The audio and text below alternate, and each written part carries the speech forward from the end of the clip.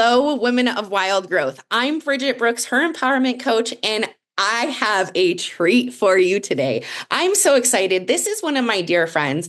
For about 3 or 4 years now, we actually met through a women's networking group 3 or 4 years ago. We stayed connected, and I knew I had to have her on and bring her on to share all her amazingness with you guys. So, Jillian, please introduce yourself to my audience. Tell us all of your amazingness. Hello, I'm super excited to be here, and I'm so excited to reconnect with you again, Bridget. It has been far too long since we've sat down.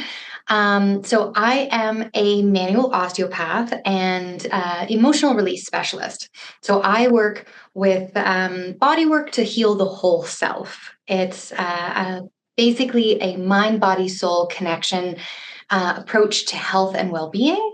So, manual osteopathy is a manual therapy that looks at the body as a whole and understands that some tension in the body that can create pain and illness is often caused by stored emotions, stress, unexpressed traumas, um, things like that. Because our cells store our belief systems and our emotions and memories from our past experiences. When we don't express those emotions, they get stuck in our cells. And that's when they create tension, which can then lead to mobility issues, pain, and oftentimes illness. All the things, right? And it's Oh, funny that you mentioned this because just recently I had an experience where I had a lymphatic drainage massage, and she was asking me just a little bit about my past, and it brought up like an old memory, and I just started bawling. mhm. He's like, "Ooh, you've been holding on to that one for a while, right?" Yeah, that happens all the time in treatments here. Yeah, all the time because like the body remembers everything that's ever happened to you. So is that like, would that be like a textbook definition of osteopathy? Or like give me, I mean, I know there's like HEPA laws and all that, but give me like an example of someone that you work with in this realm that is what you do for osteopathy. So I would not say that that is like textbook osteopathy. I'm not even saying it right. I'm so sorry. You're doing great. Okay, wait, say it again. Osteopathy. Osteopathy. Ooh, I got It's it. or like osteopathy. Like Okay. different people pronounce it different ways. But I would say there's a lot of osteopaths who treat very similarly to like a physiotherapist or a massage therapist. Lots of hands-on, lots of connections within the body, lots of fascia work, lots of joint manipulation. When I first graduated from osteo school, that's a lot of how I treated. I worked a lot with athletes and just very much looking at the physical. Now, osteopathy is very broad still when you're only looking at the physical because it looks at the body as a whole. Everything is connected. All fascia connects every different area of the body. So it's not just like, oh, you have pain in your shoulder. Let's work on just these areas here. It's like, okay, well, your shoulder could potentially be influenced by your hips and by the organs that are connected into the shoulder and things like that. So, still a much more broad look at the body as a whole. Um, and I do that as well, but I incorporate a lot of emotional release techniques. I incorporate a lot of Chinese medicine principles as far as like meridian line unwinding and acupressure, um, some chakra balancing, some energetic healing. And a lot of it is based on my own intuition, as well as a lot of the courses. Like I've taken so many different courses. So I just kind of, I always tell my clients that it ends up being a dialogue between myself and your body. And your body tells me where I need to go, like where it's holding the most amount of restriction, and then we go there and we try to figure out, okay, well, what caused this restriction in the first place? So again, going back to like the shoulder pain, is it a problem with the shoulder? Or maybe are you holding a lot of restriction in your stomach? Okay, well, what caused that restriction in your stomach in the first place? Have you had some surgery or maybe a car accident? maybe you had a couple of kids. We all know pregnancy Woo. does numbers to the I'm body. 3 years displaced from it, and I'm still like, the difference of pregnancy in your 20s and your 40s is day and night. And even the easiest of pregnancies and deliveries is traumatic on Yeah. the body. And in North American culture, we just don't see it that way. And we just expect women to just bounce right back. And that's simply not the case. There's so much that goes into trying to nurture your body back into equilibrium. But that's not what we're here to talk about today. No, so you Um, did mention that like a lot of the pain can be associated to emotional roots. exactly. Is it all pain is associated to emotional roots, or is it just some pain, or what does that look like? Well, okay, so that one, there's arguments for both sides that some things are just purely physical. My personal belief system is that pretty much everything has emotional roots, all pain, all illness, all injuries, and that's my personal belief system, just based on what I've experienced in my own body, but also what I've witnessed in my clients' bodies. And that comes from the stress and the tension that unexpressed emotions put on your body make you so much more susceptible to injury. Like we've all heard of people who like step off a curb wrong and roll their ankle, or like try to get in the Oh, car and they throw their back out. Like you're those speaking types my of language to me. Like this past May, I believe it was May of 2024, we were in San Diego for a coaching event. And I step onto a yacht and I'm like, watch me be the first one to slip and fall, right? I kid you not. 10 minutes later, I slip and fall down the stairs and bust my ankle. yeah.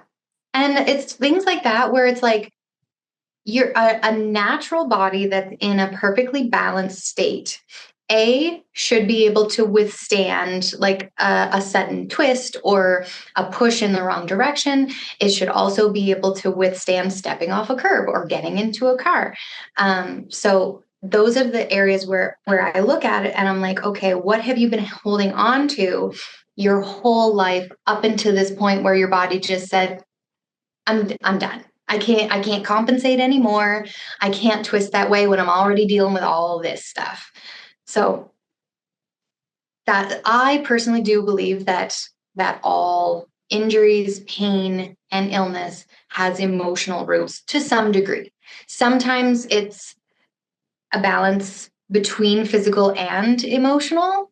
Oftentimes it's a balance between physical and emotional, but there's an energetic and emotional component to pretty much everything. Even like the common cold and flu. Like I was just sick a little while ago and I wasn't like, okay, who was I around that like gave this to me? Because I think I was sick right after the New Year, and I was like, oh, that's what I get for going to Vegas for New Year's. Being around my in-laws that were sick. I totally was oh, that so girl. that's a whole other thing because we have to talk about the energy that you were holding like while you were in that space, Oh right? yeah, there was Because a lot you're of that. Yeah. exactly right. You're leaving yourself open and vulnerable to all these like bombarding energies. Of course, your system will break down, I love it. right? I absolutely So love it. And I think that's so how I often, look at all of it. especially as entrepreneurs, we don't think about the energies we leave ourselves vulnerable to and the spaces that the energies come into us from because we're so focused on the next close, the next hustle, the next grind, the next deal that that's where our mindset's at instead of what is this doing to my body from an energetic level. Totally.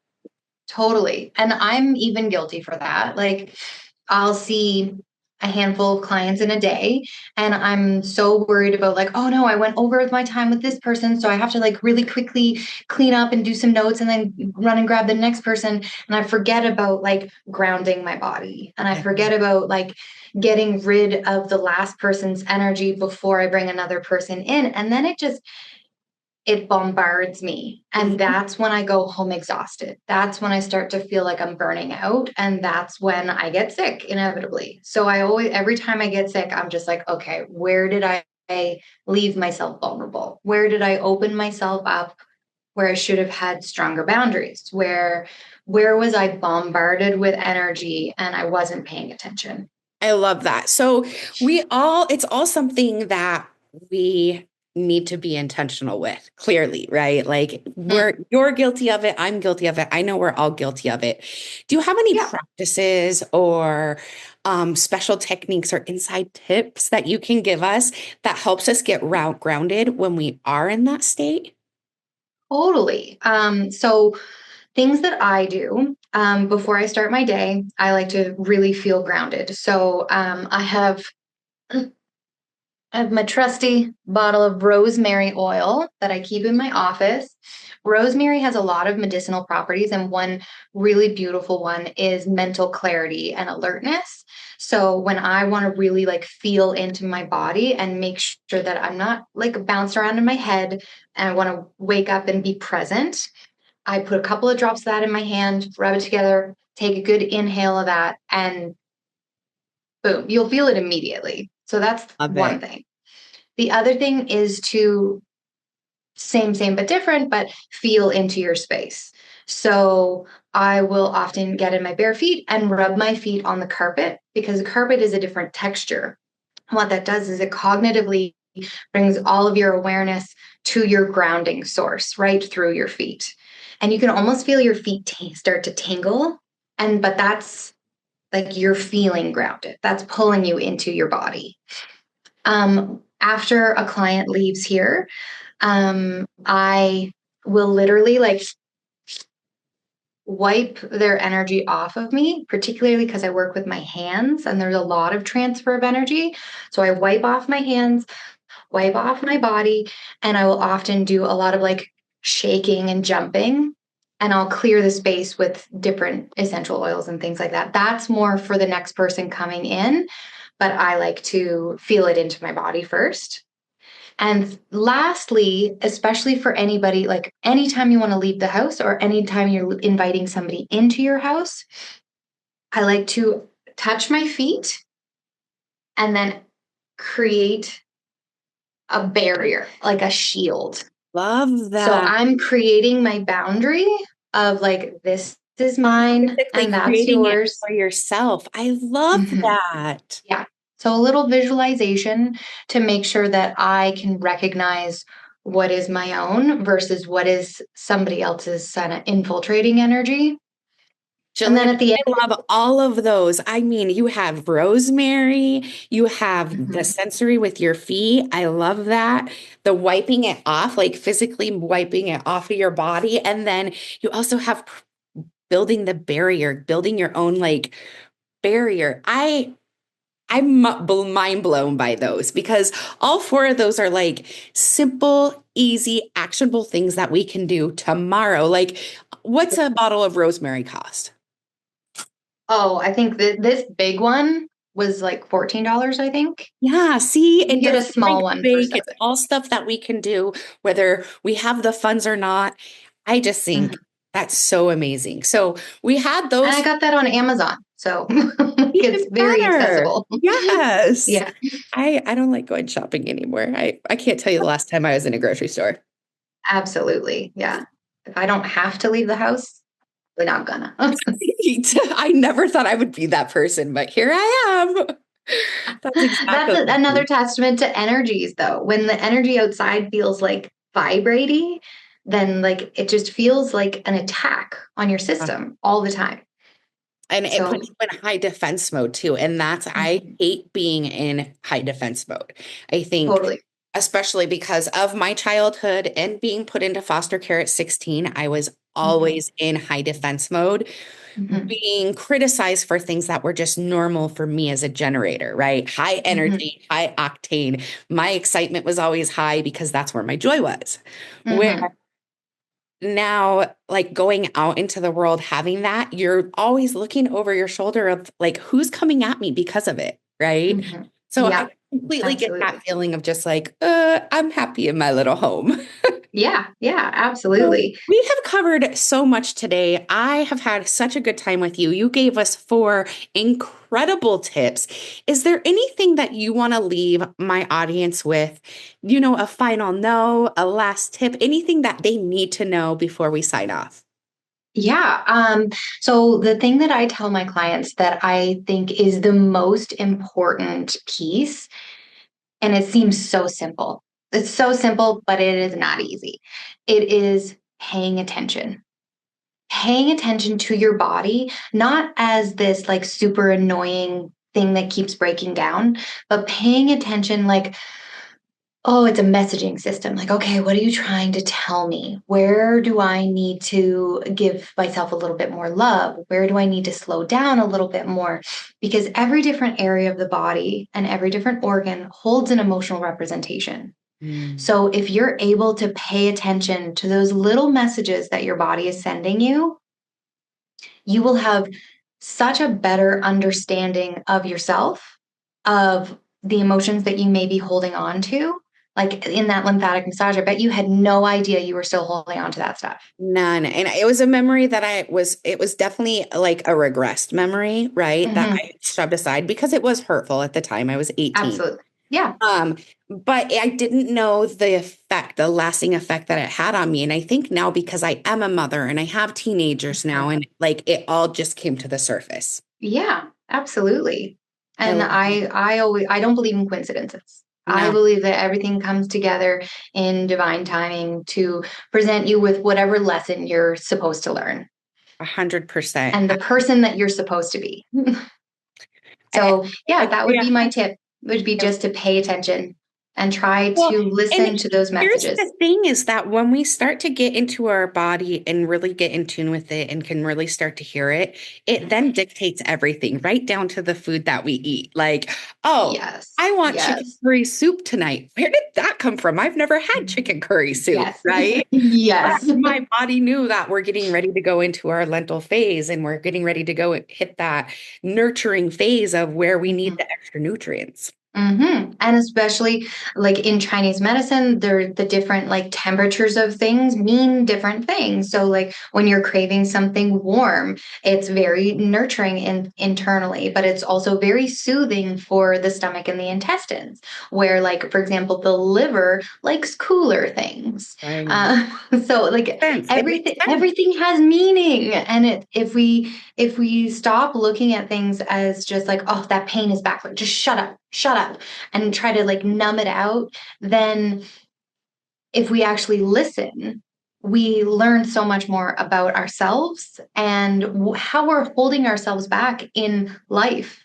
Because that pain is telling you not necessarily or not specifically where you're out of alignment physically, but also where you're out of alignment with your true self, with your life. Yeah. So Your highest that, being. and speaking to your audience with the business women, that could be holding you back from being visible, from Hello, I'm reaching a your true. testament. Yes, Yes. I'm a true testament of that. And I think a lot of this audience has seen that since, especially since January, when I've decided to go, okay, I'm going full throttle, all in with Wild Growth for Women because this is where I'm called to serve.